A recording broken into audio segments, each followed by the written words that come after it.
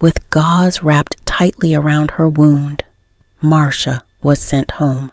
The car ride was a blur, the ache in her arm matching the numbness that had settled over her entire body. The second she stepped through the door, it hit her. Smack. The sting of her mother's slap sent her head snapping to the side. Her cheek burned, but the pain was nothing compared to the weight of the fury that filled her mother's eyes. How many times are you going to get sent home? Why are you such a problem? Are you trying to get kicked out again? Her mother's voice was harsh, each word sharper than the last, as if she were taking out her anger on Marsha's very existence. Marsha didn't flinch. She stood frozen in place. "I'm sorry," she murmured, her voice hollow, drained. There was nothing left inside her to give. Her mother sneered. "I hope you don't think you're going to your room for bed. You've got therapy. Get changed."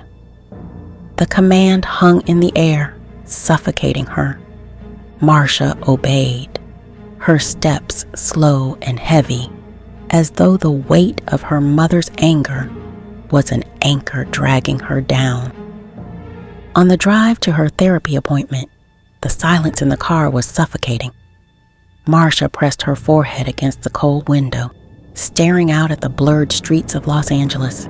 The city, so alive, felt like a distant echo. "This is my life. It's nothing special," she thought, the numbness inside spreading like an infection. "I can't sleep, and that makes anything even remotely comforting feel like a trap, a lie. I can never escape it." Her fingers trembled, but she couldn't tell if it was from the cold or something else, something darker. As the car slowed to a stop, she barely noticed. Her mother unlocked the door, and without a word, Marsha stepped out, her feet moving on their own. She walked to the small, sterile building ahead. "Hello, Marsha. Good to see you again." Haines greeted her with a smile that didn't reach his eyes. His voice was smooth, almost too smooth, but Marsha didn't answer, didn't even look up. He tilted his head. "Seems like we're having a bit of a rough day. Is that the reason?" His eyes flicked to her bandaged arm, but his expression was oddly distant, as if something else was occupying his thoughts. Marsha stiffened, her grip tightening around her arm instinctively. The pain in her muscles flared, but it felt disconnected, like her body wasn't even hers anymore. "You wouldn't believe me if I told you." "No one does," she said, her voice flat and lifeless. Dr. Haines leaned forward, his chair scraping against the floor. His voice dropped to a soft, coaxing tone. "That doesn't mean talking about it won't help. Please ask Marsha. I'm here to help. Tell me what's going on. I can get you the help you need." Marsha felt the words pull at her, like strings tied to something deep inside her. She wanted to trust him. She had to. But there was something in the air tonight, something wrong. Her eyes darted to the door, and she felt a chill creep down her spine. "Dr. Haines, can you please close the door?" The words slipped out of her mouth before she could stop them, like a warning she couldn't ignore. He didn't answer right away, his gaze flicking toward the door as if considering the request. Then, after a long pause, he stood. With the click of the door locking behind him, a strange, low hum filled the room. It started faintly but grew louder, more oppressive, as if the walls themselves were closing in. Marsha's breath quickened. What's happening? Then the shift was undeniable. Dr. Haines turned to her, his eyes no longer human. They were black, pools of void, endless and empty. The smile that stretched across his face was twisted, inhuman, as if something else was wearing his skin like a suit.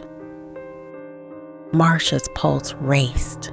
Her mouth went dry, the air thick and choking. What's happening to you?" she stammered, stepping back, but her feet felt like they were glued to the floor. Dr. Haines, no, the thing that wore his face, chuckled, the sound hollow and echoing in the small room. "You're not ready to know, Marsha, but you'll learn soon enough. You always do."